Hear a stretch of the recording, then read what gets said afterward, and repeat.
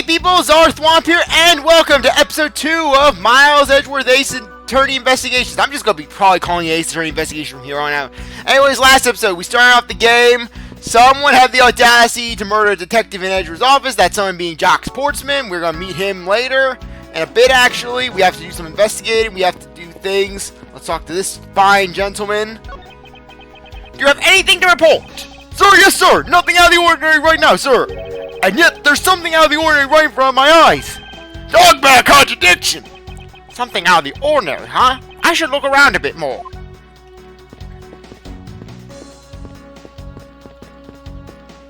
Okay. Come on. Okay, we checked that out. Alright. We gotta go to Edgeworth's bookshelf. Okay. Yeah, check the files out. Your files are all over the floor, son! They probably fell during the struggle between the victim and his killer. Oh, and I tried so hard to keep this place spotless while you were away! I mean, this is just an amount of time and effort I put in pointless! I don't ever recall asking you to clean my room. Well, I wanted the flowers every day just like you requested, son! I just add cleaning to the list as a weekend special! For about half a day every Saturday, I come in and clean this place until it's sparkled. Does he have a life? You're my life, Mr. Edgeworth! I guess that's about all we're going to find out. We should send the boy to the office. Jim! Why, oh why, how could this have happened to a guy like you? But one thing I've always found strange is the fact that, as you can see as you saw in the cutscene, Jock's hair is a chestnut brown, yet here it's black. And furthermore, when you see these sprites, it's also chestnut brown. It's kind of strange. Are you alright? Don't touch me! Leave me alone! Just leave me be! Sorry, but I can't do that. The investigation is still ongoing, so please refrain from touching the body. The body? The body? Don't just talk to him like he's some lump of flesh. Look at him. Jim looks like he's just turned in for the night. I'm sure, just in a bloodstained suit, pal. Man, that's dark for Gumshoe. Where are my manners? Aren't you the prosecutor? Why, yes, I am. I'm Jock Sportsman, prosecutor. Yeah, that's right. Yeah, his name is literally Jock Sportsman. Jock. A combination of Jock and Sportsman. Jim here was my partner in crime busting. I'm Miles Edgeworth, and like you, I am also a prosecutor. And like you also, I also wear pink. We're one and the same, Mr. Edgeworth. The Gumshoe toy! So you're Miles Edgeworth. I guess this is your office. Yes, that is correct. Then it was you. You're the one who killed Jim. And oh God, CzarThwomp's story's gonna die. So I have to cough. I can't believe it's going. I'm sorry, it's so early in the series. God damn. Hey, don't go run to your conclusion about. Just calm down, okay? I will not. I know how things work. I know how things work around here. Prosecutor's office doors all have locks built into them. And only the owner of the office has the key to her own office. That is correct. However, I was not the one who killed your partner. Yeah, Mr. Edgeworth has been overseas on a business trip this whole time, pal. And the key to the door was with me the entire time, okay? So the only one who could get you was me. Oh, wait, that means... I'm not sure what that means. So it's you then. You're Jim's killer. Yes, as you can tell, basically, Portsman actually does refer to everybody by an incorrect name. No, wait, pal, you got it all wrong. Everyone calm down. Mr. Portsman, correct. If you are a real prosecutor, you should know to stay collected. The investigation has only just begun. Is it too early to be drawing conclusions? Alright, I get the point. You're right, my mistake. I tend to get a little too hot-headed sometimes. Okay, the voice is back. You are one true customer, Mr. Edgeworth. I've heard all the rumors about you. How you forge evidence, and how you like the Steel Samurai, and how you do weird things on the plane. I don't know what the weird things on the plane. You're the great genius prosecutor. You're something of a legend, you know. Anyways, let's call it truce and work together, okay? And CzarThwomp, he's starting to feel heated. I don't know why, but I'm starting to feel really heated. I took a Tums. I don't know if it's heartburn or what. I'm feeling really heated. Now, how about a handshake to seal the deal? No. A pleasure to work with you. You guys were conducting an investigation, right? Sorry for barging in like that. Carry on, then. It's your room, after all. Sorry. Thank you, I intend to. I just want a little more time to say goodbye to Jim. You there. Sir!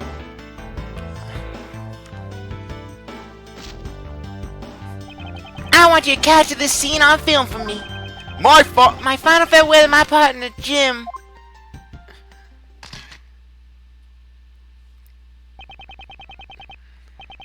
I should probably give them some space.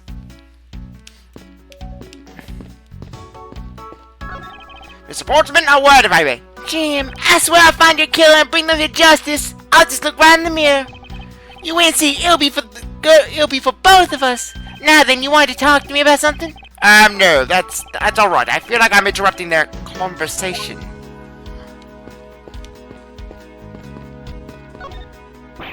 Ah, you Jackanoid! What's it doing on the floor? It must have fallen off the wall when the killer tried to threaten me by firing a round. So the killer not only shot the victim, but they shot your jacket as well? That's even worse of a crime! They dared to shoot the ultra special jacket that you made your prosecutor oral debuting? Those monsters, those heathens! What type of animals do we live in our world, Mr. Edgeworth? What kind of world do we live in where people are doing holy artifacts? It's like if someone took the shroud to rinse out wiping their ass with it! Well, they shot through it, it would be a disaster! It's not worth getting worked up over, Detective, not when there's something more here. Oh, like what? I take it you haven't noticed it yet, Detective. There's a giant contradiction right here in front of us. Really? Did I say contradiction? He must be rubbing off on me. I'm starting to sound like him. That's one thing you're going to notice. Edgeworth will no one will ever mention Phoenix by name in the investigation games. I'm serious. They treat Phoenix like he's Voldemort. Like, if they mention Phoenix's name even one time, he's going to appear and steal the spotlight. Darn it, I'm not going to use my case to write. But I have my own methods, and I will conduct this investigation my way. What are you talking about, Edgeworth? You thrive on contradictions as well. When the scene before me contradicts a piece of evidence or seems off, that's when my deductive skills come into play. First, I have to find the spot that holds the contradiction. This is it! The spot holds where the contradiction lies. When I spot something that's off, I should touch the deduce button with conviction. And when I found sufficient proof to prove the contradiction, I present it. One bullet. That's how I do it. The victim's revolver, of course. This porthole is the contradiction. What do you mean, sorry? It's elementary. 2 shots were fired in this room. 1 to the victim, and the second into the frame. However, there was only 1 bullet fired. The first felled the victim, and the second felled this frame. The latter of which is obviously the more valuable of the two. Hey, that's right! However, this gun was only fired once. Hey, that's true too! Yes, I love how Edgeworth's magical lawyer power is actually logic. We have Phoenix, Phoenix, who basically has his magic rock that detects when people are hiding secrets. We have Apollo, who is literally a human lie detector. And we have Edgeworth, who just has basic common sense and logic. Though, then again, nowadays, that's becoming rarer and rarer. Which means that one of these 2 bullets was fired from a different gun. Did the killer have another gun prepared for tonight? By the way, I know something, Zoe. Yes? What's that thing sticking out from behind the frame? That's a secret safe. A secret safe? Oh, I smell money! Is that the money you've been cutting for my pay? Yes, Gumshoe, that's all the money that I've been cutting from your pay and that I've been spending on Steel Samurai memorabilia.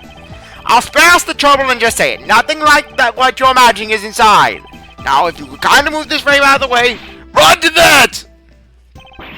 A Jew! Talk about dusty! I suppose that's what happens when I'm not here to dust it once in a while. I had no idea there was a savior. I would have kept it clean for you, sir. So when did you put this thing in? It wasn't something I had installed personally. Every prosecutor's office has one. Really? I had no idea. Well, only prosecutors are supposed to have knowledge of their existence. So what's inside, Mr. Edgeworth? Right now, nothing. We only use them to store especially important evidence when a trial is in session. But this does actually remind me of a comic strip that I saw where basically Edgeworth tells Gumshoe, where Gumshoe asks, so what's it name is Edgeworth? And Edgeworth like, it's where we store our instant noodles. And so Gumshoe then sneaks in, opens up the safe, and finds a note from Edgeworth saying, this is why I keep cutting your pay, Gumshoe. And that's it? Talk about squashing my hopes and dreams. Oh, what are you talking about, Gumshoe? Edgeworth does that enough. He's made a sport of that.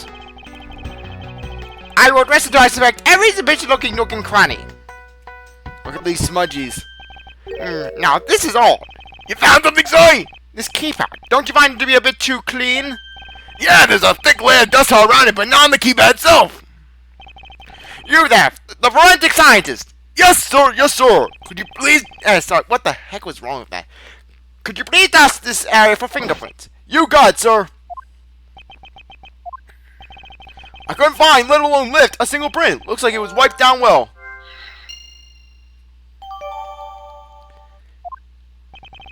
As I thought, it appears that logic is the only way around this setback. Time to rationally and calmly connect the dots with the information we have. What does Gumshoe have to say about things?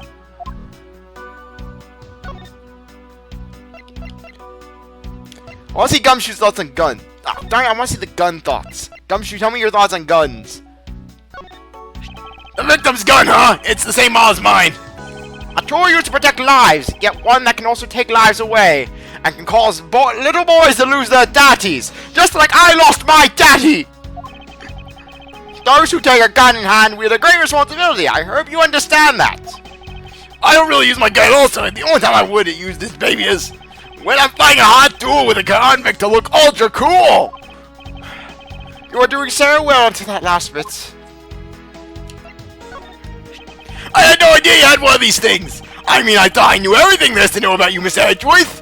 I mean, I saw an occult around you. You are my god, Mr. Edgeworth. I feel like I've caught my glimpse of it inside you, Mr. Edgeworth. There's a great deal you don't know about me. At least I hope so.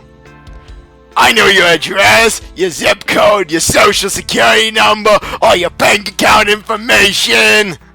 Though I never would use that information, Mr. Edgeworth, because I have class, I have morality. I know what car you drive, where you bought the car, what make the car is, what year the car was made with, what rivets were used to make the cars, where the rivets used to make the cars were found, and so much more. Okay, I gotta breathe. Gumshoe's voice is gonna destroy me by the end of this. Then I'll become stronger. I don't know. It's like a flip of the coin. What's going to happen? Anyways, let's go for logic. But the killer was in the office. Wiped fingerprints. Connect. I believe I figured out what the murder was after. Well, what is it, son? The fact that the safe was wiped clean on the fingerprints suggests that the criminal had at least attempted to open my safe, making the culprit's motive for breaking in and entering theft, I believe. I wonder if knowing that the motive behind the break-in was theft changes what the other piece of information can tell me about this crime. Another handgun, sign of a struggle.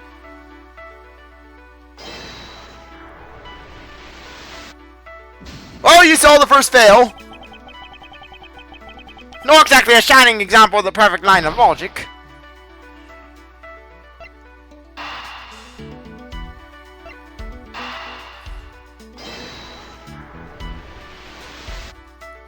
There we go. There's a possibility that the files laid on the floor are not the result of a struggle between the victim and his killer. Oh, you mean like it could be from when the killer tried to find something, sorry? And I bit my tongue. I bit the tip of my tongue. Thank goodness it was only the tip. Precisely. We need to figure out if any of the files have been stolen. Yes, sir, I'm gonna show files like you've never seen before, even at a library. Sure, let's give it a try.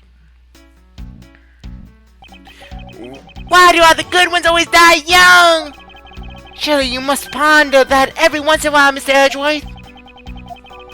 No matter how much we lament, the dead will not come back to life. All we can do is search for the truth. And so what are we supposed to do? How are we supposed to find the truth? First, we'll calmly restore the files to their rightful place. You got it. Let me help. Oh, so this file goes here and that book goes there. You sure know a lot about where things go, despite being Mr. Edgeworth's office. I stalk Mr. Edgeworth. He is my life. Because I'm the one who keeps the tidy, pal. Okay, done. It would appear that the murder was definitely committed here. The blood there on the bookshelf are still fresh. I suspect that the killer was killed in a standing position, hence the prints on the shelf. And the guy fell to the floor, right? The blood on the floor is kind of grossing me out. Detective, I don't have the time to deal with your weak stomach right now. But you know I'm not good with blood, Zoe.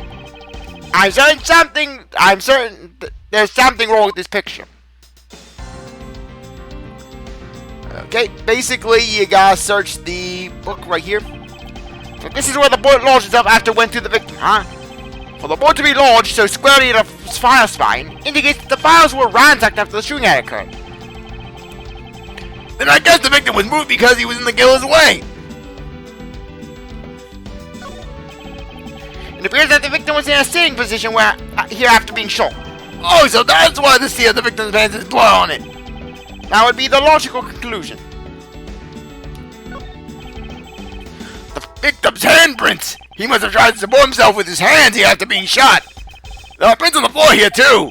Those must have been made when, unable to stay standing, he dropped to the floor. I put them all back just as they should be, so it doesn't look like anything's missing. Although it does look like the killers moved the body to flip through my shelf. I wonder if they found what they were looking for. Okay. I guess when I checked everything. Alright! Right. Like I said, it's just always getting back to it. Boom.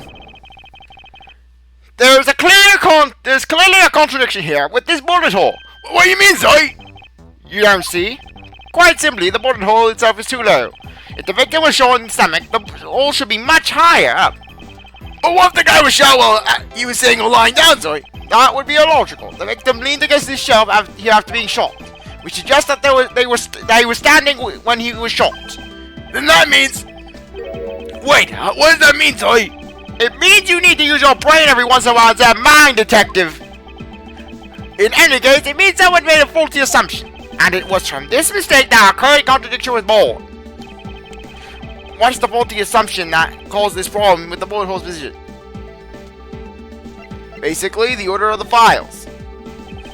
I believe the order of the files is a bit off. You mean I put them back in the wrong order just now? Hey, actually, I think the labels of the files are wrong, Zoe. Oh? Yeah, you see, here's how the files which I began with the number O. What are those all doing way down after 1, 2, 3? That's really weird. Actually, the way they are organized now is the correct order. They are exactly as I set them in my mind's eye.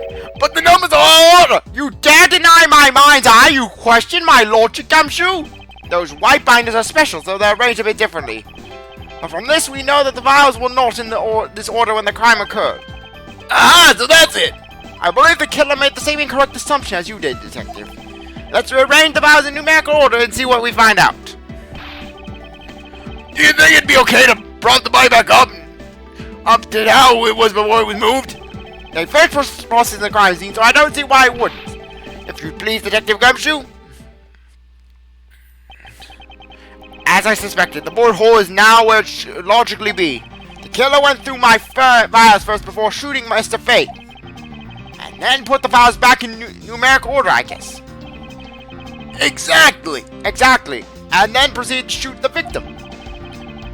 But why would someone kill a man and then look through your files one more time?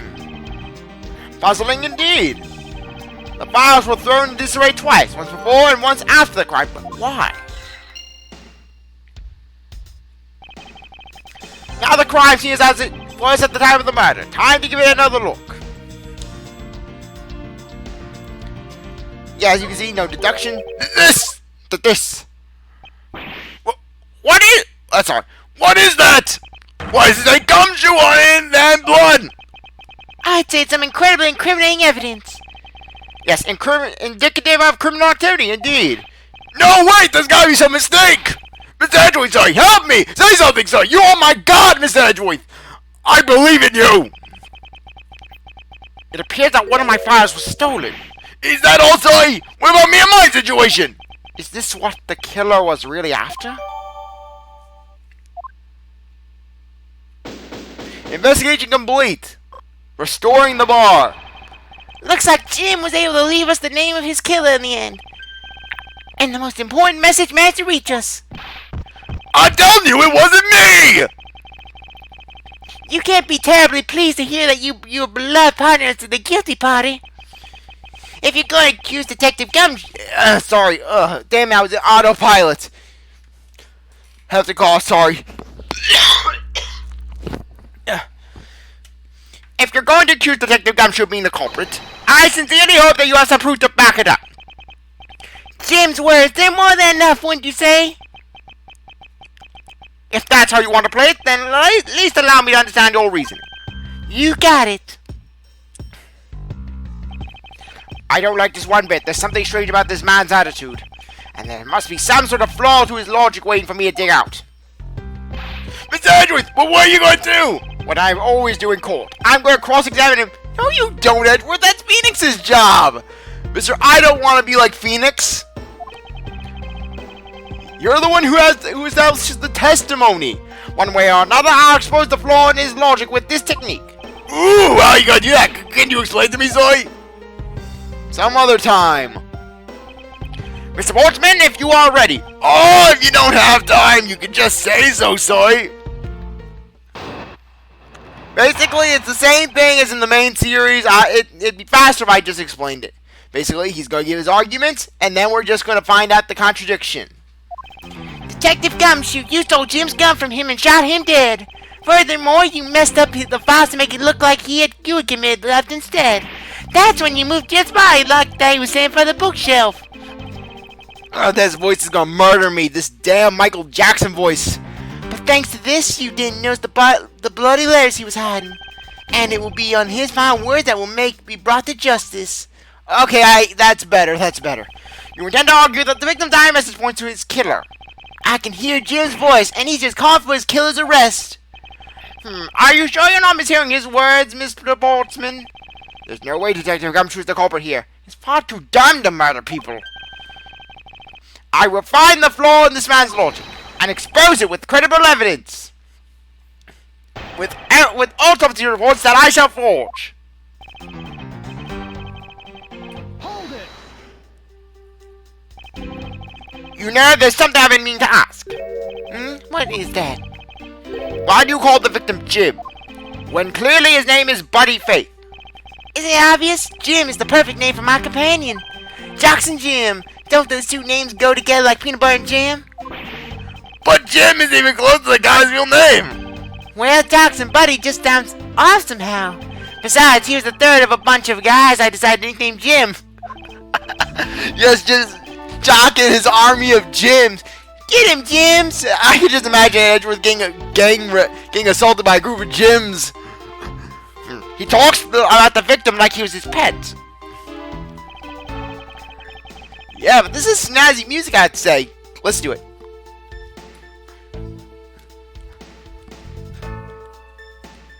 Yeah, like it's classy. It has that thumb to it.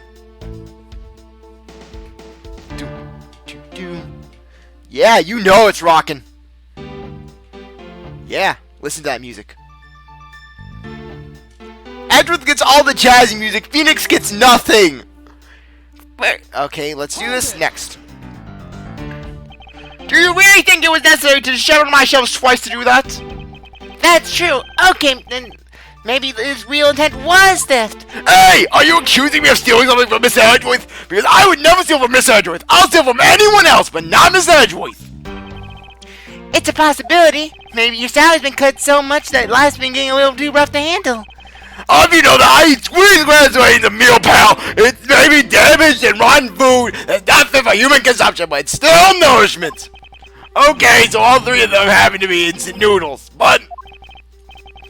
Poor thing. What an evil prosecutor you were paired up with, and what a motive too. Hold it!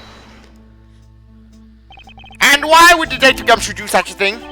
Because the body was getting in his way. He had to mess up your bookshelf somehow, right? Anyways,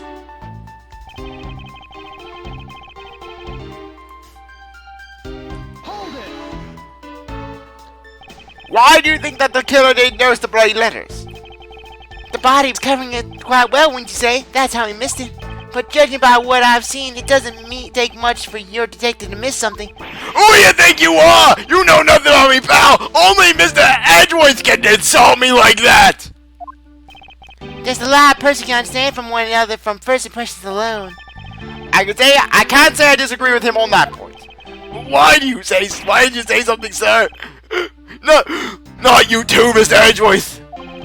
Despite his lack of attention to detail, I don't believe the detective to be the culprit. Nobody could have overlooked the bloody letters, and I can prove it with evidence.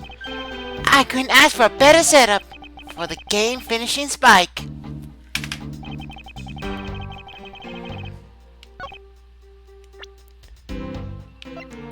No. Darn it.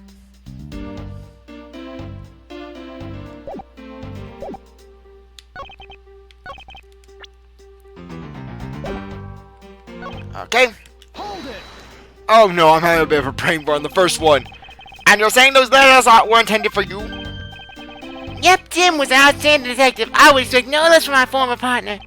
It looks like Mr. Postman still doesn't understand. He has yet to figure out the true meaning behind the bloody letters. What are you sputtering over there? Can't you just admit my logic is perfectly sound? Actually, there's a gigantic flaw in that logic. A gap so wide that even the good detective can spot it. Now, to clue Mr. Postman in by presenting him with some evidence. Basically, they were missing, so if Gumshoe was the killer, Objection! he would have stolen the books. Yes, I am good, I am back, baby. Perhaps you're not aware, Mr. Postman, but there's a serious flaw in your logic. Hey, bring your bear at the courtroom into this, I see. No problem, I'm game. I can't help but find it odd. Excuse me? Odd that fellow prosecutor would be brought down by the power of his own office. What are you talking about? Oh, you're joking, I get it. Ha ha ha. If you have time to laugh, then you have time to take another closer look at this. Do you still not see it? If not, may I direct your attention to the missing file? What? That's impossible. What's impossible, Mr. Postman? Nothing. The files on the shelf are all about a certain case. When the killer went to take the files after murdering your partner, I highly doubt they could have missed the bloody letters written on the spines. It's possible they couldn't take the file before committing the murder. I think it's pretty obvious that the file was stolen after it was written on. The missing letter in the detective's name where the file should be is proof. Yeah, I mean the S is gone, there's only half an H. If Detective Gumshoe really was the culprit of this case, I highly doubt that even he could have overlooked his own name written in blood on the files, especially as a detective who guts on the side of blood. Which means what exactly? What does that make this dire message? Something that we'll be answering in the next episode. Anyways, I really appreciate that you're going to watch this episode. You're a great viewer. If you come back for the next one, if you like the video, like, subscribe, comment, share, do as you want. With that, I'll see you later. Bye.